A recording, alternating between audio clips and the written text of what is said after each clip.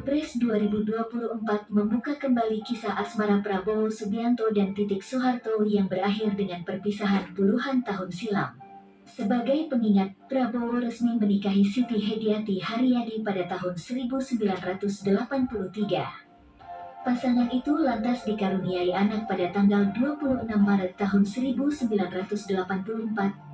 Tetapi sayangnya rumah tangga Prabowo dan Titik berakhir dengan perpisahan pada tahun 1998 seiring dengan jatuhnya Orde Baru. Namun tampaknya masih banyak pendukung Prabowo yang berharap pasangan itu dapat kembali bersama.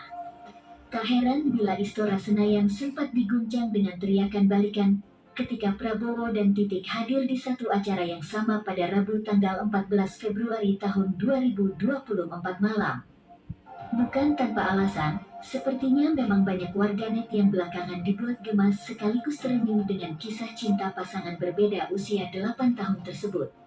Salah satunya seperti yang terlihat di unggahan akun TikTok @munanara2 berikut ini. Lucu banget sih mereka, puji pemilik akun sambil mengunggah tangkapan layar yang disebut berisi kutipan dari buku Prabowo yang bertajuk Kepemimpinan Militer.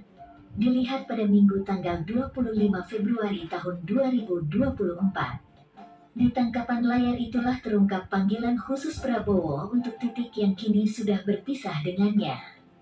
Bukan disebut istri saya, sang Menteri Pertahanan malah memanggil Titik dengan sebutan ibunya anak saya.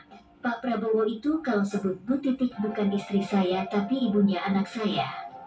Pernah kita tanya, gak mau nambah lagi, Pak? Beliau bilang, ngapain nambah, saya cuma cintanya sama ibunya anak saya. Begitulah isi tangkapan layar yang dibagikan di akun tersebut. Hal inilah yang seketika ramai dibahas warganet. Tak sedikit yang membandingkannya dengan bagaimana Titik memanggil Prabowo, yakni Mas Bowo serta bapaknya anak saya. Baru kali ini gue teriak-teriak salting, lihat percintaan orang tua, komentar warganet. Bapaknya anak saya, juga gak mau kalah, ujar warganet. Coba aja gak pisah, anak udah 10 tuh, celetuk warganet. Menyayangkan rumah tangga Prabowo dan Titik hanya dikaruniai seorang anak yakni Ragowo Head. I Prasetyo Joyo Hadi Kusumo alias Didit Hedi Prasetyo.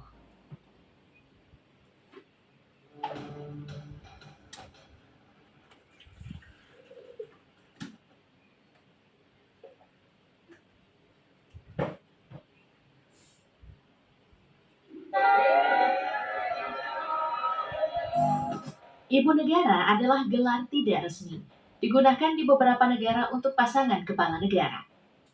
Ibu negara Indonesia pertama adalah Fatmawati, istri dari Bung Karno.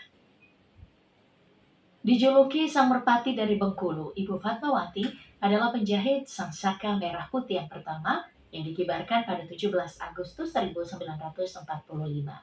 Ibu negara yang satu ini adalah sosok yang tegas, menolak dimadu oleh Bung Karno yang memang dikenal mata keranjang. Sampai ia memberikan syarat yang rumit untuk Bung Karno menikahinya. Ceraikan istrimu jika ingin menikahi aku.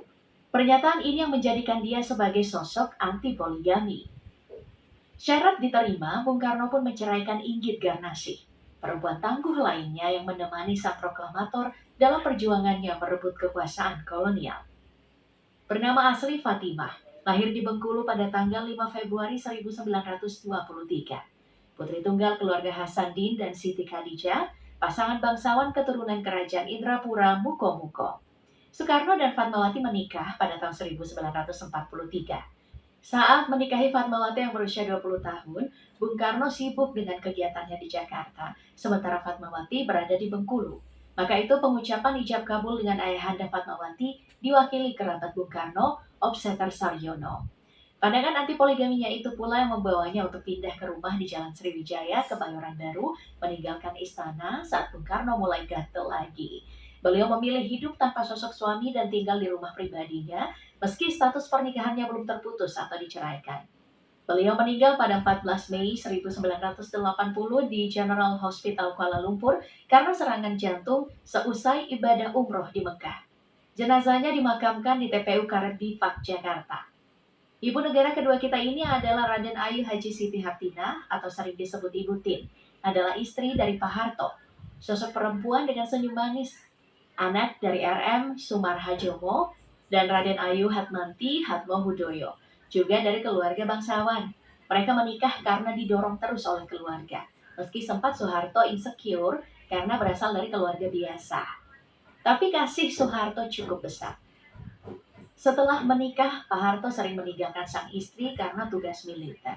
Tapi kasih sayangnya memang sangat besar.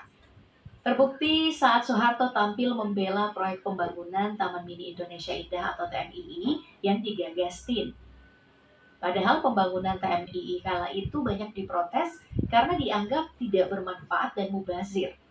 Setelah menua, Soeharto dan tim sering menghabiskan waktu di TMII hingga maut memisahkan mereka. Pada 28 April 1996, Ibu Tin meninggal dunia. Soeharto yang larut dalam kesedihan mendalam akan melepas rindu dengan meminta anak-anaknya untuk mengantar dia ke TMII. Kematian Ibu Tin sebenarnya masih diliputi misteri. Kematian yang mendadak membuat banyak isu beredar. Ada yang mengatakan bahwa kematiannya ada hubungannya dengan perseteruan Bambang Trihatmojo dan Tommy Soeharto yang tengah memperebutkan proyek mobil nasional. Ada pula yang menduga bahwa peluru nyasar berasal dari salah satu di antara kakak beradik itulah yang menjadi penyebab kematian Ibu Tin Soeharto. Tapi anak pertamanya, Mbak Tutut, yang kala itu berada di luar negeri, segera menepis berita itu. Dianggapnya sangat tega menyebarkan berita duka yang bohong seperti itu. Masyarakat pun berhenti mengedarkan kabar peluru nyasar itu. Ibu negara ketiga adalah Dr. Haji Hasri Ainun Besari atau yang sering disebut Ibu Ainun Abibi. Seorang dokter yang sempat bekerja di Rumah Sakit Cipto Mangunkusumo atau RSCM sebagai asisten dokter anak. Lalu meninggalkan karir kedokterannya setelah menikah dengan Habibie dan diboyong ke Jerman. Saat menjadi ibu negara, Ainun sangat berjasa bagi dunia kesehatan di Indonesia. Beliaulah yang menginisiasi diadakannya Bank Mata meski sempat menuai kontroversi. Beliau berjuang keras untuk mendapatkan fatwa halal donor mata, sehingga para tunanetra bisa mendapat kesempatan lebih besar untuk dapat melihat. Semasa hidup, Ainun pernah menderita kanker ovarium. Ia bahkan menjalani 9 kali operasi di Rumah Sakit Ludwig Maximilians Universitas Jerman. Lama dirawat dan hidup mengandalkan alat, Ainun pun menghembuskan nafas terakhirnya pada tanggal 22 Mei 2010. Jenazahnya kemudian dipulangkan ke Indonesia dan tiba di tanah air pada 25 Mei 2010. Ibu negara selanjutnya adalah Sinta Nuriyah, istri dari Bapak Pluralisme Indonesia, Gus Dur. Bertahun-tahun hidup di kursi roda, ibu negara yang satu ini masih semangat mengikuti perkembangan bangsa dan negara. Bahkan, masih berkontribusi sebisanya.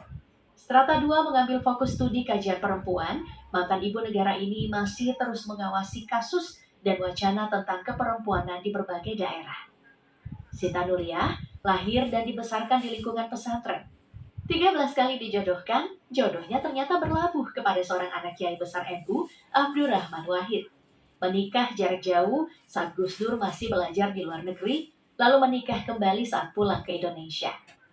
Sinta Nuriyah adalah seorang jurnalis saat bersamaan menjadi ibu rumah tangga. Bekerja di majalah Tempo setelah majalah Zaman ditutup. Beliau juga adalah aktivis perempuan. Organisasi yang pernah dikembangkannya adalah Kongres Wanita Indonesia atau KOWANI hingga Komite Nasional Kedudukan Wanita Indonesia. Beliau adalah salah satu pendiri Yayasan Puan Amal Hayati yang fokus untuk penyediaan pesantren untuk pemberdayaan perempuan pada Juli 2000 silam. Seorang yang sangat senang belajar yang bisa menempuh pendidikan walaupun berada di kursi roda. Ibu negara selanjutnya juga tak kalah berjasa dan penuh kasih. Istri dari Pak SBY, Haji Kristiani Herawati SIP, atau lebih dikenal dengan nama Ani Yudhoyono. Anak ketiga dari 7 bersaudara pasangan Letnan Jenderal Purnawirawan Sarwo Edi Wibowo dan Sunarti Sri Hadiah. Sarwo Edi merupakan mantan Duta Besar Indonesia untuk Korea Selatan dan mantan Gubernur Akademi Angkatan Bersenjata Republik Indonesia atau AKABRI. Seorang istri yang manis dengan kisah cinta sejati yang mirip Ainun Habibie. Beliau meninggal karena kanker darah yang diidapnya. Saat upacara kematiannya, banyak yang hadir dan terlihat Pak SBY terpukul banget sampai memperlihatkan kesedihan mendalamnya. Banyak yang ikut larut dalam kesedihan itu. Selanjutnya adalah ibu negara dari Presiden Joko Widodo. Ibu Iriana, sosok ibu yang manis bagi anak-anaknya dan istri yang setia mendampingi sang suami. Ibu Iriana adalah perempuan kelahiran Surakarta, Jawa Tengah, 1 Oktober 1963, adalah anak pertama dari 5 bersaudara dari pasangan seorang guru. Pada usia 23 tahun, Iriana menerima cinta Joko Widodo dan menikah dengan mas kawin berupa cincin seharga Rp24.000 yang sampai saat ini masih melingkar di jari manis kirinya, yang sempat ia lupa pakai saat pelantikan suaminya menjadi presiden. Ibu yang manis ini memang terlihat sangat ramah, dan oleh keluarga beliau dikenal sangat humoris. Gibran mungkin mewarisi wajah ibunya yang manis ini, senyum yang lebar tulus, dan seorang nenek yang mengayomi seperti kebanyakan nenek di Indonesia. Lalu, siapakah ibu negara yang akan menggantikan Ibu Iriana? Berikut adalah profilnya.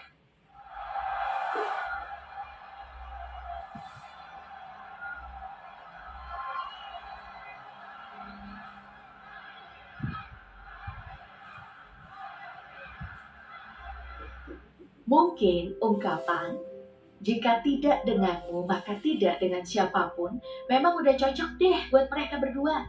Soalnya setelah berpisah, keduanya mantap tidak menikah juga dengan orang lain.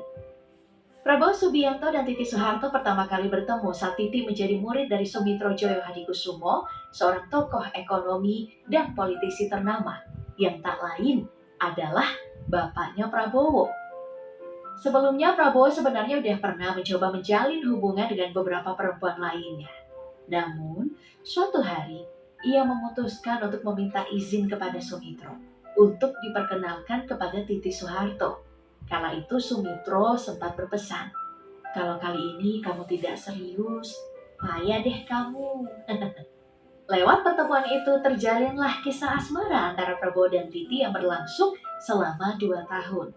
Ibu Titi Soeharto, Tin Soeharto, yang mendengar kabar itu mulai mengabari Sumitro, membicarakan tentang kedekatan antara Prabowo dan anaknya.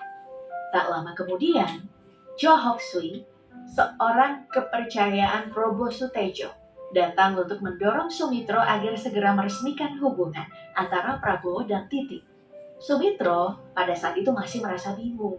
Dia langsung bertanya kepada Prabowo mengenai keseriusannya. Prabowo pun menjawab dengan tegas, "Ya, nanti saya akan melamar." Namun Prabowo terkejut ketika diberitahu bahwa ia tidak diizinkan untuk melamar secara langsung, melainkan keluarga yang harus melakukannya. Akhirnya, Sumitro datang untuk melamar anaknya tersebut.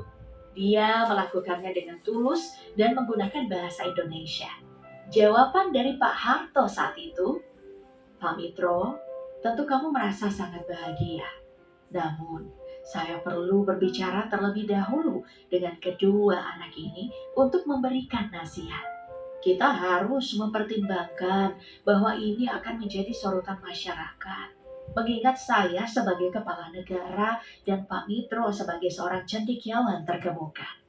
Keluar dari pertemuan itu, keluarga Soeharto berunding dan memutuskan untuk menerima lamaran keluarga Sumitro dengan tulus dan penuh rasa hormat. Terutama Ibu Ti terlihat sangat bahagia dengan kabar itu.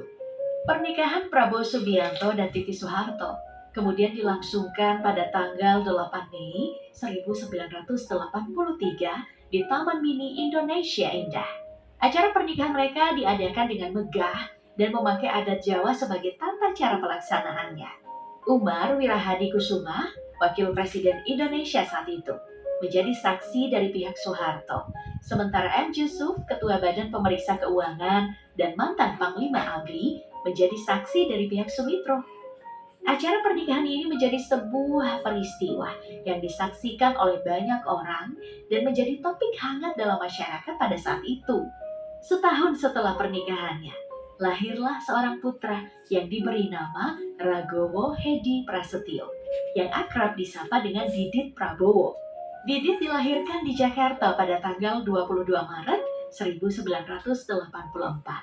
Sejak kecil, Didit tumbuh dan berkembang di kota Boston, Amerika Serikat, sebelum kemudian keluarganya pindah ke Paris, Prancis. Didit menunjukkan bakatnya di bidang desain dan mode sejak usia muda. Ia menempuh pendidikan di Parsons School of Design, New York, serta di École Parsons à Paris. Kini Didi telah meraih kesuksesan dalam karirnya sebagai seorang desainer atau perancang busana yang terkenal. Berbeda dengan hubungan kedua orang tuanya yang tidak sukses dipertahankan. Pernikahan antara Prabowo dan Titi Soeharto hanya bertahan selama 15 tahun sebelum akhirnya mereka memutuskan untuk bercerai pada bulan Mei 1998. Muncullah berbagai spekulasi mengenai alasan dibalik perceraian mereka. Dengan salah satu penyebabnya adalah memburuknya hubungan keluarga yang dipenuhi dengan isu politik. Pada masa itu, Prabowo Subianto dituduh mengkhianati Soeharto, ayah mertuanya, dalam konteks politik. Kehadiran Prabowo di tengah-tengah kontroversi politik pada Mei 1998, terutama terkait dengan peristiwa kerusuhan besar-besaran yang terjadi, menambahkan ketegangan dalam hubungan keluarga. Isu-isu yang beredar menyebutkan bahwa Prabowo dituduh membiarkan para mahasiswa menduduki gedung MPR DPR selama kerusuhan Mei 1998. Titi Soeharto dilaporkan hanya bisa menangis melihat suaminya dituduh mengkhianati ayahnya. Namun sejauh mana kebenaran dari tudingan tersebut masih belum jelas dan tidak ada kepastian mengenai penyebab pasti dari perceraian Prabowo dan Titi Soeharto. Keluarga Sumitro dan Soeharto juga mengalami ketegangan pada periode yang sama. Sumitro mulai merasa tidak nyaman dengan beberapa kebijakan dan arah pembangunan yang diambil oleh Soeharto, serta merasa bahwa kritiknya tidak dihiraukan. Puncaknya terjadi pada saat peristiwa pelengseran Soeharto pada 21 Mei 1998, di mana Prabowo dituduh terlibat dalam membiarkan mahasiswa menduduki gedung DPR RI. Ini menyebabkan pencopotan Prabowo dari jabatannya sebagai Panglima Kostrad hingga karir militernya pun berakhir, digantikan oleh Wiranto yang pada saat itu menjabat sebagai Panglima ABRI. Setelah peristiwa tersebut, Prabowo memilih untuk meninggalkan negara dan menjalani masa pengasingan di Yordania selama beberapa tahun sebelum akhirnya beralih menjadi seorang pengusaha. Rumah tangga Prabowo dan Titi pun berakhir di tengah-tengah berbagai tekanan dan ketegangan politik yang melanda keluarga mereka. Meskipun banyak sumber yang menyebutkan bahwa mereka bercerai di tahun 1998, tapi tidak ada kejelasan apakah mereka benar-benar berpisah atau tidak. Terutama karena pernyataan Titi yang pernah menyebutkan emang pernah pisah saat sedang diwawancarai. Karena inilah banyak netizen yang berharap mereka balikan. Soalnya perpisahan mereka bukan murni karena keinginan keduanya, tapi karena pengaruh politik. Kan sad banget ya, Pop Gengs. Apalagi meskipun sudah berpisah selama 25 tahun, Prabowo dan Titi Soeharto masih terlihat beberapa kali mengunggah foto kenangan mereka yang menampilkan momen-momen kebersamaan di masa lalu. Juga karena Titi masih menunjukkan dukungannya untuk Prabowo dengan tindakan-tindakan yang menarik perhatian. Dia sering terlihat hadir dalam acara kunjungan politik yang dihadiri oleh mantan suaminya. Prabowo dan Titi juga terlihat saling bersalaman dan bertegur sapa setiap kali mereka bertemu.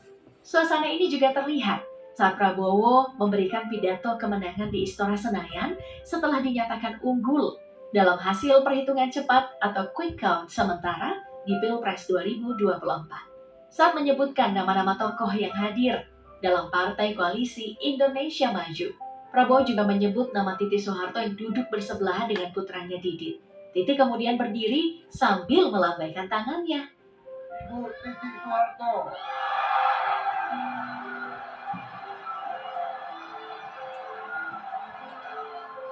Tidak hanya itu, Titi juga mengatupkan kedua tangannya sambil berputar menyapa para pendukung yang hadir. Reaksi antusias dari para pendukung pun makin menjadi-jadi, dan mereka sempat meneriakkan kata balikan.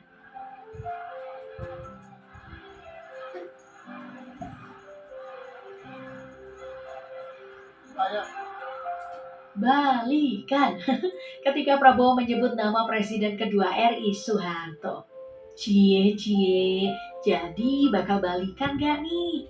Netizen sih menangkap banyak sinyal rujuk sejak lama. Mulai dari momen ketika Titi menyanyikan lagu cinta berbahasa Mandarin di depan Prabowo 5 tahun lalu.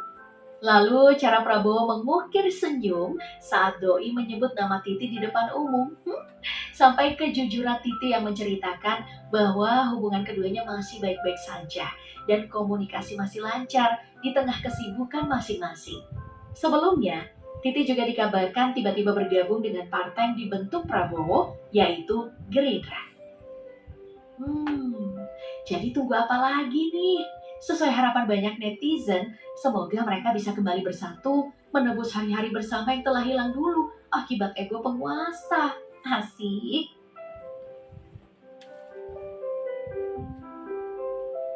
Berbagi hati itu hanya dengan Titi Soeharto. Nama yang satu ini nih, yang paling sering dibahas antero Indonesia sejak pemilu 2024 kemarin.